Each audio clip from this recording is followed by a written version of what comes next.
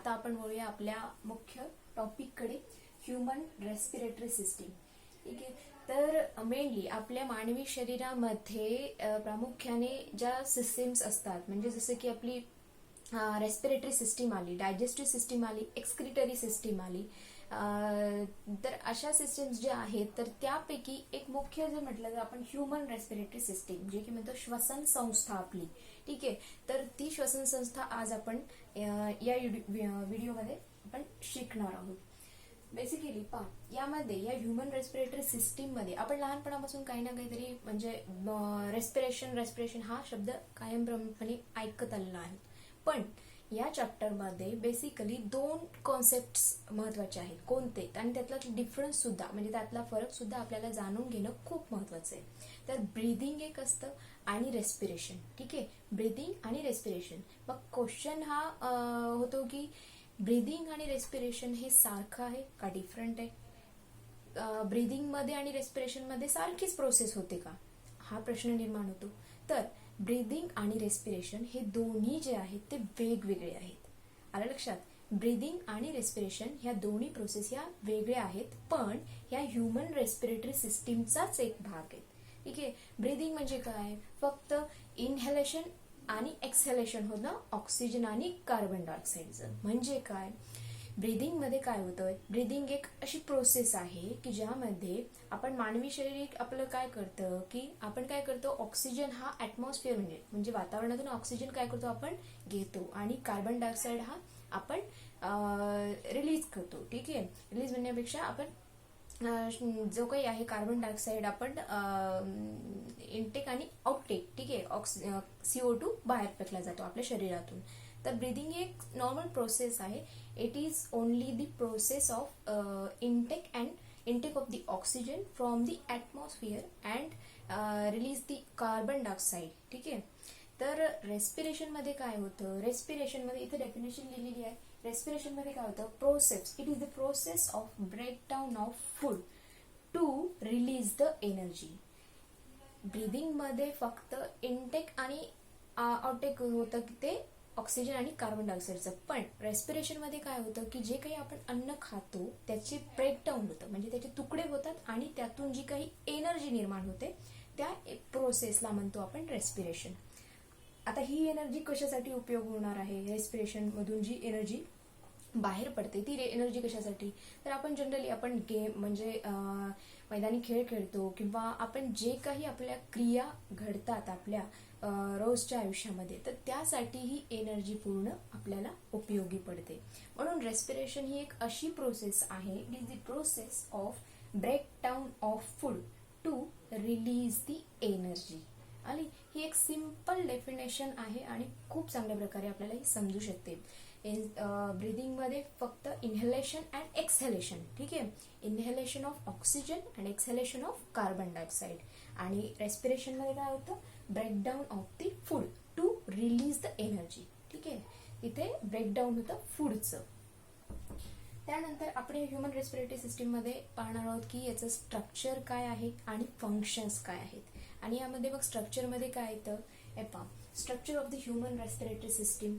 मग आता आपली जी काही ह्यूमन बॉडी आहे त्यामध्ये ह्यूमन रेस्पिरेटरी सिस्टीम जो आहे, ह्यूमन रेस्पिरेटरी सिस्टीम म्हटल्याच्या नंतर आपण एक गोकणपट्टी न करता आपण आपल्या शरीराकडे ऑब्झर्व करून आपण लक्षात घ्यायचं की हे आपण कसं लक्षात ठेवू शकतो.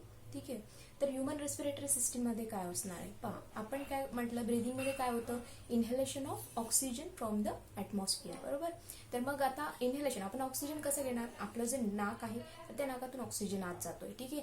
पण इथून गेल्याच्या नंतर पूर्ण हा जो प्रोसेस इथेपर्यंत असणार आहे आपली, आणि तिथून त्यानंतर ट्रकियाच्या नंतर जे काही आपले लंग्स असणार आहेत तर त्या लंग्सचे जो पूर्ण पोर्शन असणार आहे तिथेपर्यंत आपला काय असणार आहे? ही रेस्पिरेटरी सिस्टीम आहे. डायग्रामॅटिकली जर आपण पाहिलं तर इथे दाखवलेलं आहे. हे पहा, इथे जे काय आहे ते नॉस्ट्रिल्स आहे. ठीक आहे. हा माउथ रिजन आहे, पूर्ण माउथ रिजन, हा ट्रकिया, आणि इथून जे आले ते आपले लेफ्ट अँड राईट लंग्स. आणि हे जे शेवट दाखवलेला आहे तो डायफ्रम म्हणतात त्याला, म्हणजे ह्यूमन रेस्पिरेटरी सिस्टीम आणि जो काही असं डायजेस्टिव्ह सिस्टीम. ठीक आहे. तर ह्या 2 सिस्टीम या सेपरेट करण्याचं काम करतं हे डायफ्रम. ठीक आहे. आता या ह्यूमन रेस्पिरेटरी सिस्टीम मध्ये काय होतं पहा, यामध्ये पार्ट्स इन्व्हॉल्व आहेत. कोणते पार्ट्स इन्व्हॉल्व होणार आहेत? आता आपण सुरुवातीला म्हटलं की इन्हेलेशन ऑफ ऑक्सिजन, आपण ऑक्सिजन घेतो वातावरणातला, तो कुठे? नाकाने आपण घेतला. मग इथे लिहिलेलं आहे की नॉस्ट्रिल्स. नॉस्ट्रिल्स म्हणजे काय? हे जे आपल्या नाकाचे दोन आपले छिद्र दिसत आहेत ते त्याला म्हणतात नॉस्ट्रिल्स. ठीक आहे, तर हे झाले दोन नॉस्ट्रिल्स. त्यानंतर हे पूर्ण म्हणजे हा जो पोर्शन असणार आहे आपला इथला, तो नॅसल चेंबर म्हणून ओळखला जातो. मग इथे जो आहे तो नोज, हा नोजचा पार्ट आहे. इथे नॉस्ट्रिल्स. मग इथून आल्याच्या नंतर हे पूर्ण आपलं इथे माउथ रिजन असणार आहे. ठीक आहे, माउथ रिजनच्या नंतर त्याला फॅरिंग्स. फॅरिंग्स हा भाग असणार आहे. फॅरिंग्स मध्ये परत कोणते पार्ट इन्क्लूड होतात? तर पहा, फूड पाईप आणि विंड पाईप. म्हणजे काय? फॅरिंग्स मध्ये काय असणार आहे? ही जी पूर्ण प्रोसेस इलॉंगेट होतीये, ठीक आहे, इथून. ठीक आहे, इथे काय होतंय? फॅरिंग्स म्हणजे हे फूड पाईप आणि विंड पाईप, जे की आपल्याला एक्सटर्नली आपल्याला दिसत नाही. फूड पाईप कोणती आहे, विंड पाईप कोणती आहे. पण anatomy, when we study the anatomy of that human respiratory system and basically the pharynx structure. ठीक आहे, तर यामध्ये फूड पाईप आणि विंड पाईप. फूड पाईप म्हणजे इथे जो स्ट्रक्चर असणार आहे, हे जो आपल्याला स्ट्रक्चर दिसतं पाईप सारखं एक्सटर्नली सुद्धा, तर त्या स्ट्रक्चरमध्ये एका साईडला फूड पाईप असतं, एका साईडला विंड पाईप असतं. आता त्या नावावरूनच आपण लक्षात घेतो, फूड पाईप म्हणजे काय असणार आहे? अन्न जे काही असणार आहे ते ग्रहण करण्याचे एक पाईप आहे स्ट्रक्चर.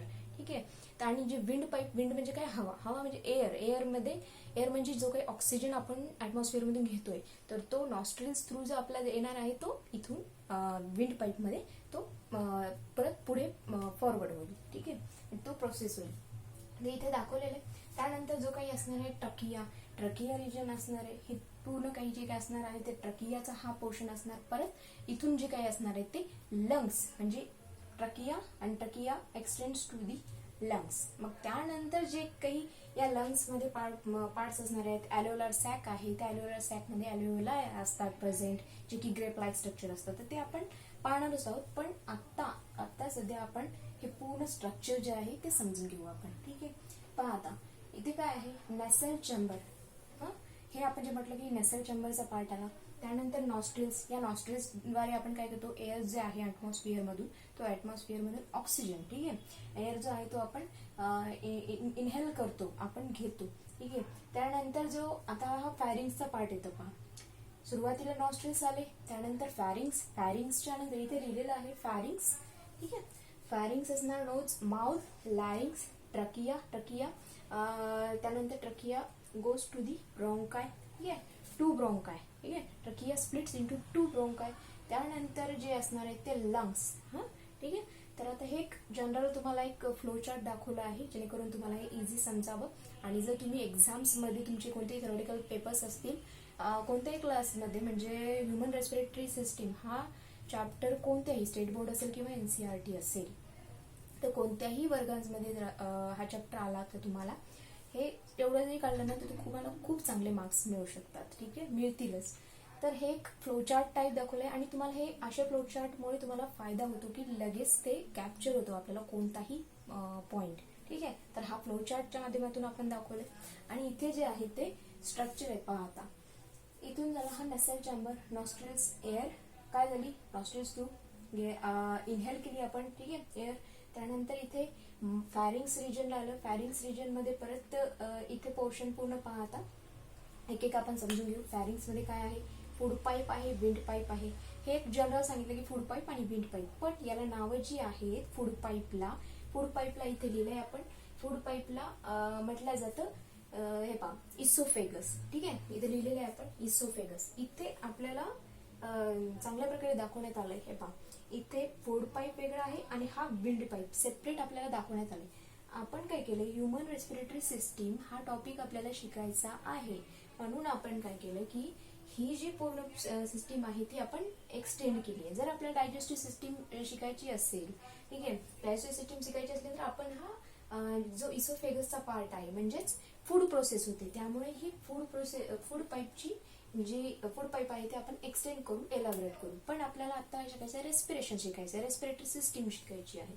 त्यामुळे आपण काय करतोय, हे जे पार्ट आहे तर कोणता विंड पाईपचा, which is also called as the trachea. या ट्रकियाला आपण इलॅबोरेट केलंय, एक्सटेंड केलंय. ठीक आहे, तर या माध्यमातून हे पहा इथे झालेलं आहे फॅरिंग्स, फूड पाईप आणि विंड पाईप मध्ये ते डिवाइड झालंय. आणि इथे आहे हे पहा इसोफेगस म्हणतात, फूड पाईपलाच इसोफेगस म्हटलं जातं. ठीक आहे, तर हे इसोफेगस झाला. आणि जो आहे आपला विंड पाईप जो आहे तो इथे ट्रकिया आहे. ठीक आहे, इथे जे काही आपली रेस्पिरेटरी सिस्टीम इथून स्टार्ट झाल्याच्या नंतर हे ट्रकिया थ्रू पूर्ण प्रोसेस फॉरवर्ड होईल. ठीक आहे, ती कंटिन्यू प्रोसेस होईल. आता आपल्याला समजून घ्यायचंय की का आपल्याला ही गरज पडली बाबा फूड पाईप आणि विंड पाईप, म्हणजे अन्न नलिका आणि आपली जी काही श्वसन नलिका असणार आहे, तर त्या दोन्हीची सेपरेट असण्याची काय गरज पडली. ठीक आहे, तर जनरली आपण म्हटलं जातं की जेवताना आपण बोलू नये. ठीक आहे, खूप वेळेस सांगलं जातं की आपल्याला जेवताना आपण बोलू नये. का? याचं रिझन एकमेव आहे. पहा, जर हे फूड पाईप आणि विंड पाईप जर एकच असली असती, ही फूड पाईप आणि विंड पाईप जर एक असली असती, तर जे काही एअर घेतोय आपण, ऑक्सिजन घेतोय आणि अन्न पण घेतोय, तर ते दोन्ही मिक्स होणार. ठीक आहे, आणि ते दोन्ही मिक्स झाले तर आपल्याला उचकी लागते. ठीक आहे, का? कारण त्यामुळे ते डिस्टर्बन्स होतो ना. जी एअर आपली आहे ती एअर आपल्याला कंटिन्यूस पाहिजे असते. ऑक्सिजन असतो तो आपल्या शरीराला कंटिन्यूस पाहिजे असतो, बरोबर. पण फूड जेव्हा आपण घेतो, ठीक आहे, कंटिन्यू आपण 24 तास असं ताट ठेवून नाही खात. ठीक आहे, पण जेव्हा आपण अन्न म्हणजे आपण जेव्हा जेवण करत असतो किंवा काही खात असतो, तर तेव्हा हे एअर जे असणार आहे, मग एअरमध्ये काय होणार, डिस्टर्बन्स होणार फूडचं जेव्हा आपण फूड खाणार. त्यामुळे हे पाईप जे असणार आहे ते फूड पाईप आणि विंड पाईप हे सेपरेट असण्याची गरज आहे. ठीक आहे, मग आता क्वेश्चन अराईज होतो की फूड पाईप, मग हे जे दोन्ही आहेत, ठीक आहे, एक तर कॉमन पॅसेज झालाय, म्हणजे नॉस्ट्रिल्स थ्रू एअर इथे गेली, त्यानंतर ट्रकियामध्येच कशी काय जाते बाबा एअर, का फूड पाईप मध्ये एअर नाही जात. तर त्याचं एकमेव रिझन असं आहे की या ट्रकियावर जे दिसतंय हे इथे आपल्याला पहा, हे रिंग लाईक स्ट्रक्चर इथे प्रेझेंट असतात. ट्रकियावर आपण सेपरेट शिकणार आहोत. ट्रकियाचं जे काही आहे स्ट्रक्चर ते आपण सेपरेट घेणार आहोत. पण इथे पाहायचं तर हे ट्रकियावर फ्लॅप लाईक स्ट्रक्चर इथे प्रेझेंट असतं. इथेही रिंग लाईक स्ट्रक्चर आहे. आणि हे पहा, इथे जे इसोफेगस आहे त्या इसोफेगसवरही एक स्मॉल स्ट्रक्चर दिसते तुम्हाला. ठीक आहे, जर आपल्याला, ठीक आहे, नळाचं पाणी असेल तर आपल्याला ते समजा एका ठिकाणून आपल्याला बंद करायचं, तर आपण काय करणार, ते काहीतरी त्याला आपण क्लोज करण्यासाठी आपण काहीतरी लावणार. ठीक आहे, बरोबर. मग त्याच प्रकारे इथे सुद्धा जे काही ते एअर इथून पास होईल ती एअर ही इसोफेगस मध्येच जायला पाहिजे. त्यासाठी इथे एक स्ट्रक्चर आहे. आणि फूड, ठीक आहे, आणि इथे जे काय फूड पाईपला सॉरी ट्रकियाला सुद्धा काय आहे, एक स्ट्रक्चर आहे. या दोन्हीवरही रिंग आहेत. पण ट्रकियावर काय आहे की फ्लॅप लाईक पोर्शन प्रेझेंट आहे. इथे तुम्हाला दिसत असेल हे जो हा जो पोर्शन आहे, हा पोर्शन आहे तो flap like portion present on the trachea. का? आणि हा फ्लॅप लाईक पोर्शन काय करतो, हा प्रिव्हेंट करतो की जे काही फूड असेल ते फूड ह्या इसोफेगस मध्ये जाऊ दे आणि जी एअर असेल ती या ट्रकियामध्ये जाईल. ठीक आहे, पण आता समजा आपण काय म्हटलो की जेवण करताना आपण बोललं नाही पाहिजे. का? जेव्हा आपण जेवण करतो आणि आपण जेव्हा जेवण करत आपण जेव्हा बोलतो, तर तेव्हा काय होतं की हे जो पोर्शन आहे flap like portion present on the trachea, ज्याला काय म्हटलं जातं की इपिग्लॉटिस. ठीक आहे, आणि ठीक आहे, तर ह्या इपिग्लॉटिसला काय होतं, आणि जो काही हा त्याच्या खालचा भाग दिसतोय तो ग्लॉटिस म्हणला जातो. म्हणजे ट्रकियाच्या वरचा जो फ्लॅप लाईक पोर्शन आहे त्याला इपिग्लॉटिस म्हटलं जातं, आणि जो त्याच्या खाली रिंग लाईक स्ट्रक्चर असणार आहे त्याला ग्लॉटिस बोललं जातं. ठीक आहे, तर इथे काय होतं, जेव्हा आपण जेवण करत असतो हा पोर्शन काय असणार आहे, क्लोज. ठीक आहे, पण जर आपण तिथे मनातच आपण जर जेवण करत जर बोलत असलो तर हा फ्लॅप लाईक पोर्शन काय होईल, ओपन राहील. ओपन राहिल्यामुळे काय होतं, जे काही आपण फूड कन्झ्युम करतोय, फूड घेतोय, तर ते फूड काय होईल, जे इसोफेगस मध्ये जायच्या ऐवजी काय होईल, इकडे अलीकडे जे ट्रकिया आहे किंवा ट्रकियाची ओपनिंग आहे त्या ओपनिंग मध्ये ते पूर्ण एंटर होईल. आणि त्यामुळे मग जे काही या ट्रकियामध्ये म्हणजे या विंड पाईप मध्ये जे आहे तर अन्नाचा हा कण हा आपल्या त्या ट्रकियामध्ये जातो, आणि त्यामुळे काय होतं की आपल्याला उचकी लागते.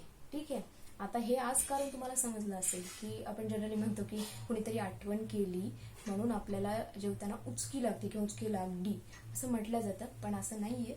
त्याचं कारण एकमेव आहे की जेव्हा आपण जेवण करत असतो तर तेव्हा जर आपण बोलत असलो सायमल्टेनियसली तर तेव्हा हे portion flap like portion which is called as the epiglottis it will be open and food enters into the directly enters into the trachea. त्यामुळे ही उचकी आपल्याला लागते. म्हणजेच हे अन्न काय होईल डायरेक्ट या ट्रकियामध्ये जाईल, विंड पाईपमध्ये जाईल, जे की इसोफेगसमध्ये जायला पाहिजे. आणि त्यामुळे आपल्याला काय होतं इथे अन्नाचा घास अडकला की मग ते एअरमध्ये डिस्टर्बन्स होतं आणि उचकी लागते. ठीक आहे. आज आता यानंतरही जर तुम्हाला कोणी म्हटलं की बाबा कोणीतरी आठवण केली वाटतं म्हणजे मला उचकी लागली जेवण करताना, तर त्यांनाही सांगायचं ते उचकी लागणं ते कारण ना कोणीतरी आठवण केली हे कारण नसून हे फ्लॅप लाईक पोर्शन, ठीक आहे, ज्याला इपिग्लॉटिस, आपला इपिग्लॉटिस ओपन आहे त्यामुळे हे हा उचकी लागण्याचा प्रकार आपल्यासोबत झाला, हे असं आपण सांगायचंय. ठीक आहे. आता पुढे या त्यानंतर काय होणार आहे, आपण ट्रकियाचं स्ट्रक्चर तर आपण सेपरेट पाहणार आहोत थोड्या वेळातच. पण इथे जे आहे ते फॅरिंग्स इथे ट्रकिया आला. त्यानंतर या ट्रकियाच्या नंतर ठीक आहे हा बॉक्स लाईक हे बॉक्स स्ट्रक्चर दिसतोय त्याला म्हणतात व्हॉइस बॉक्स. ठीक आहे. Which is also called as the larynx. इथे आपण दाखवलंय आपण फॅरिंग्स, इथे लॅरिंग्स. ठीक आहे. हे फॅरिंग्स आणि हे लॅरिंग्स. ठीक आहे. तर हे जो आहे पोर्शन व्हॉइस बॉक्स त्याला म्हणतात लॅरिंग्स. आता या लॅरिंग्स स्वर यंत्र काय असतं, ठीक आहे. मेल्स आणि फिमेल्स मध्ये डिफरंट आवाज येतात, म्हणजे आवाज हा वेगळा असतो, बरोबर. तर हा का म्हणजे because due to the presence of the hormones the different voices occurs in the male and the female. ठीक आहे. म्हणजे मेलमध्ये आवाज वेगळा येतो आणि फिमेलमध्ये आवाज स्वरयंत्राचा हा वेगळा असतो. ठीक आहे. पण ते स्वरयंत्र किंवा जो आवाज असतो तो त्याचं बेसिकली काय आहे, ह्या व्हॉइस बॉक्समधून तो येतो. पण रिझन असतं की हार्मोनल प्रेझेन्समुळे त्याचा आवाज हा मेल आणि फिमेलमध्ये वेगवेगळा असतो. ठीक आहे. ते आपण नेक्स्ट चॅप्टर्समध्ये आपण शिकणारच आहोत डिटेल अॅनाटॉमी त्याबद्दल. पण इथे जे आहे ते हे पूर्ण ट्रकियाचं स्ट्रक्चर आहे. आणि trachea then splits into the two bronchi. इथे पण फ्लो चार्टमध्ये दाखवलं होतं ट्रकिया काय आहे, ब्रॉन्कायमध्ये दोन स्प्लिट होतो. ते ब्रॉन्कायमध्ये परत काय होणार आहे, ब्रॉन्क्युल्स म्हणून आहे. इथे दाखवले पहा स्ट्रक्चर. इथे ट्रकिया हा आहे. ठीक आहे. मग नंतर हे लंग्सचा पोर्शन इथून सुरू होतो आणि हे जे काही ब्रॉन्काय आहे, ब्रॉन्क्युल्स आहेत, हे कशामध्ये येतात तर या लंग्समध्ये येतात. ठीक आहे. आता इथे काय trachea splits into the two bronchi. ठीक आहे. ह्या ब्रॉन्काय काय असणार आहे, दोन ब्रॉन्काय आहेत. ट्रकिया एक्सटेंड्स टू दी किंवा trachea splits into the two bronchi which extends to the bronchioles. ठीक आहे. आता इथे पहा हे स्ट्रक्चर दिसतंय तुम्हाला, हे ब्रॉन्काय आहेत, हे दोन जे डिवाइड झालेत. ठीक आहे. हे ब्रॉन्काय आणि हे जे काय आहे ते ब्रॉन्क्युल्स. ठीक आहे. हे बाहेर जे स्ट्रक्चर आपण काढलेले आहेत ते ब्रॉन्क्युल्स आहेत. आणि त्या ब्रॉन्क्युल्सला काय असणार आहे, ॲल्व्हेओलार सॅक. हे पहा इथे गोल जे इथे दाखवलेले आहेत तर त्याला म्हणतात ॲल्व्हेओलार सॅक्स. आणि ह्या ॲल्व्हेओलार सॅकमध्ये काय आहे, एक सॅक आहे, पिशवी असतं या ब्रॉन्क्युल्सला, त्या पिशवीला म्हणतो ॲल्व्हेओलार सॅक. आणि त्या ॲल्व्हेओलार सॅकमध्ये ॲल्व्हेओलाय प्रेझेंट असतात. ठीक आहे. हे इथे लिहिलंय ॲल्व्हेओलाय. ठीक आहे. ॲल्व्हेओलाय प्रेझेंट असतात. आणि हे ॲल्व्हेओलाय काय असतात, ग्रेप लाईक स्ट्रक्चर असतं, म्हणजे जे जसे की द्राक्षाचे आकाराचे असतात तर ते द्राक्षासारखं त्याचं एक स्ट्रक्चर असतं. ठीक आहे. एक गुच्छा म्हणतो ना आपण द्राक्षांचा, तर तो गुच्छ पूर्ण असा यामध्ये असतो.